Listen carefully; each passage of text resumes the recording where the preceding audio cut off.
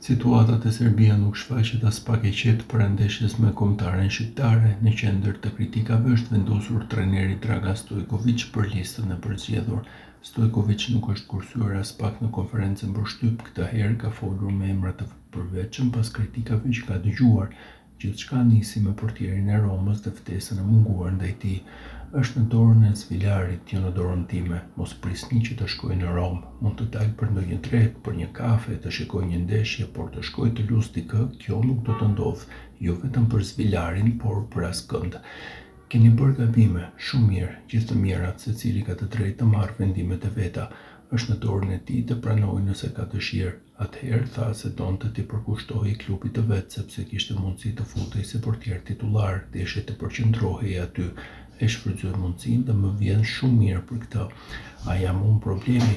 Menjëherë pas kësaj konference jap dorëheqjen, ndoshta jo menjëherë për nesër, nëse kjo është e vërtetë, por mendoj që nuk është e vërtetë. Këta janë lojtarë që pa që nuk ka vend për ta dhe pastaj thonë unë po të riqem. Ekipi ndryshon, lojtarët thirren sipas meritës. Mendoni që Lazovici nga Verona që çdo vit lufton për të mos rënë nga liga është ajo që i duhet Serbisë? Dimitrovic, portieri i shkëlqyer, por vendosa për Petrovicin. Kam gabuar? Jo, nuk kam gabuar. Dhe cili është problemi? Dimitrovici është i zemëruar, edhe unë jam i zemëruar që nuk e fituam ndeshjen kundër Slovenisë. Përmend të Radonjićin, cili është problemi? Nuk e dua, nuk më është simpatik, nuk më pëlqen modeli i flokëve që ka. Ai po e shkatron veten, po e shkatron Zvezdën, po e shkatron përfaqësuesen ose po vetë shkatrohet. Ky është problemi i tij dhe doni të më thoni që e meriton të jetë në kombëtare, si të ishim të gjithë të çmendur.